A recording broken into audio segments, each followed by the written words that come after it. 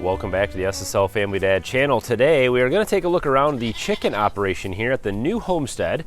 It's a beautiful day here in the spring in April in Michigan, and it is time for us to start to plan out the new chicken operation. So we're starting from scratch here at this new place, and so we've got a lot to do, we've got a lot to plan. And so I want to talk a little bit about what I think is the ultimate place for chickens to live from what I have seen so far. It just has a lot of advantages, and I'll talk to you guys about that. And then we'll also do a little bit of dreaming and planning about the new chicken coop and how we can utilize the woodland area that we have here to build a chicken coop. And so let's take a look at the chickens here and see what they're up to. So this is we have just a 5-acre homestead. We downgraded from the 25-acre farm. A lot of people have asked that. And the whole property is covered in forest. There's very, very little open pasture area or grass or anything like that. So one of the things that we want to do, we're not going to cut down all the trees and make pastures everywhere. We will do that a little bit. I'll show you that here in a minute.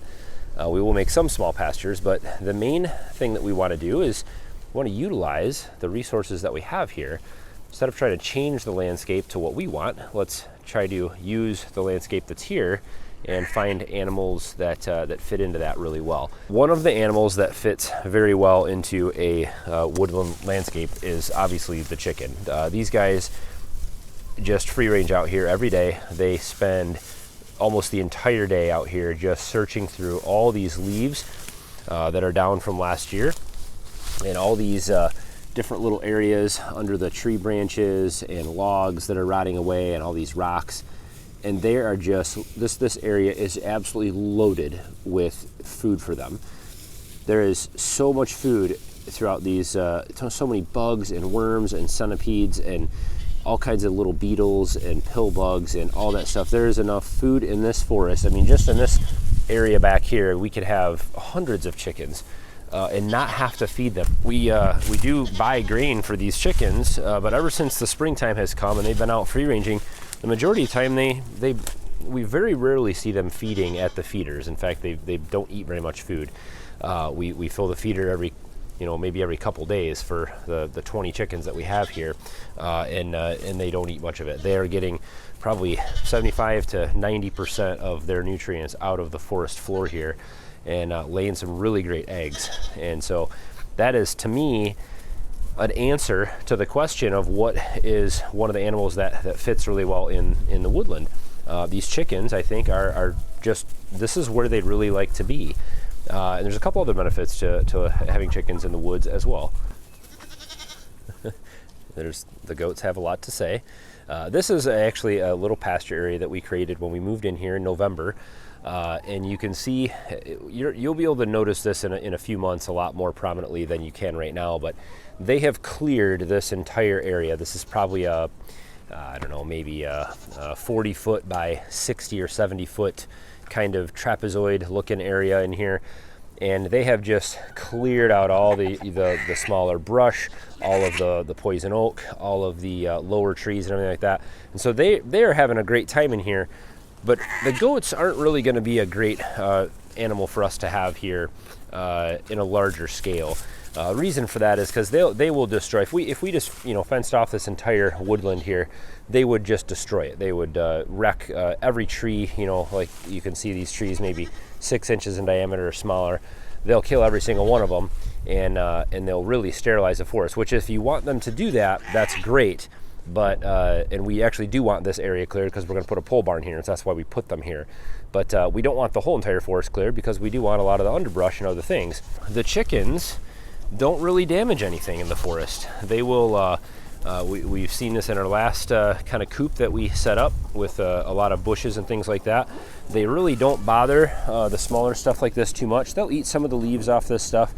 But mainly they're looking for the stuff that's on the ground and underneath the leaves here. It's always interesting how they all travel together. They very, very rarely find a chicken alone.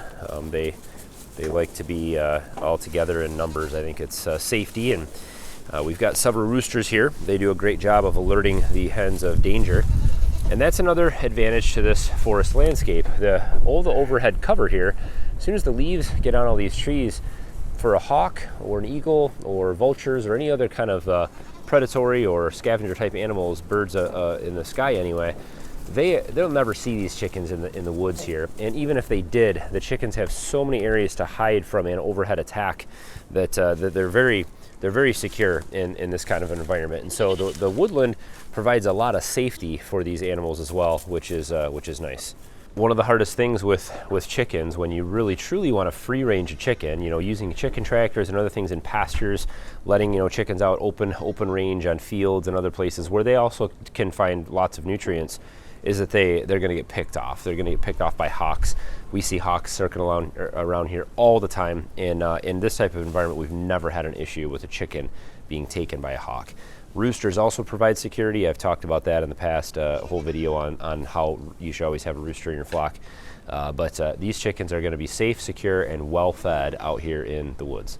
So we have the area for the goats here, but we don't really have anything set up for the chickens yet. We have those two tiny little coops that we built kind of in a hustle when we moved in here and didn't have much choice.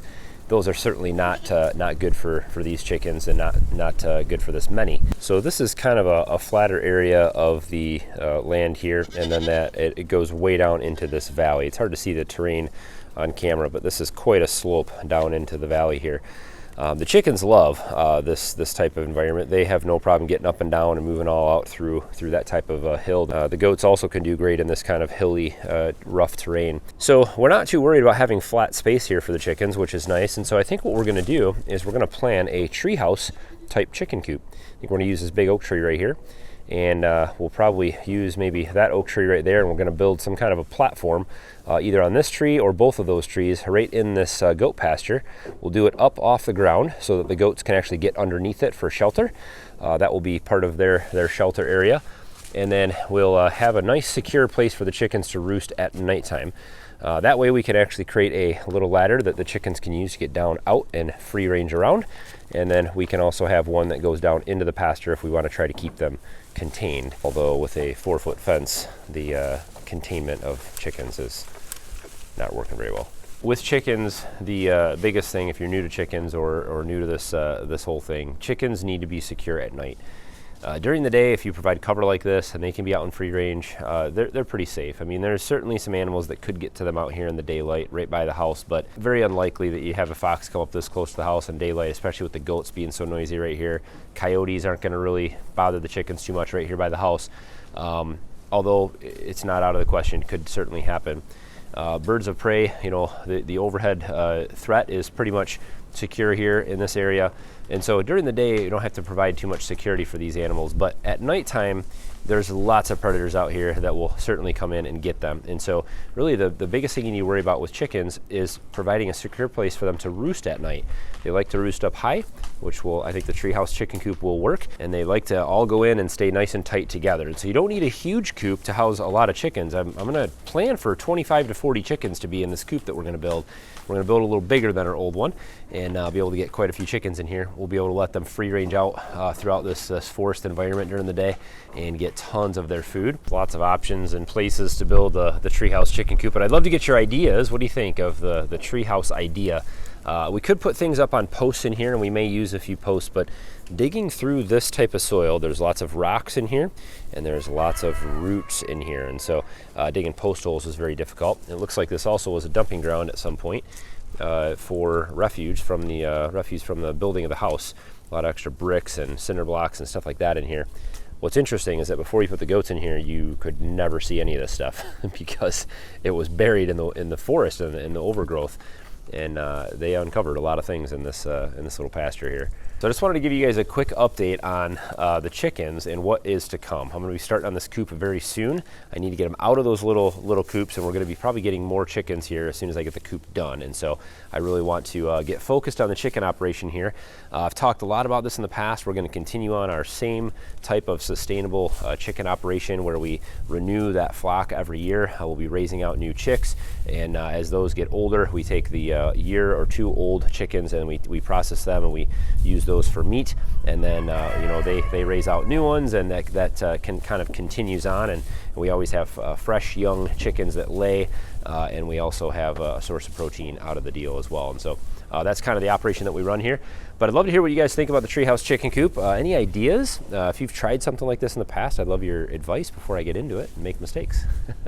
We'll take you guys along for mistakes and success and all those things. We'll probably do a series on that build. It will take a little while to get that project completed, but we'll take you guys along for every step of the way, and it should be a lot of fun. So don't forget to hit thumbs up on today's video. Let me know what you guys think. Love to hear from you in the comment section. And if this is your first time to the SSL Family Dad channel, of course, I'd love to have you subscribe and follow along with us. We've got a whole new homestead to build here. Lots of projects ahead and lots of things to do. And so we'd love to have you tag along. As always, guys, thanks for watching. Have a good one.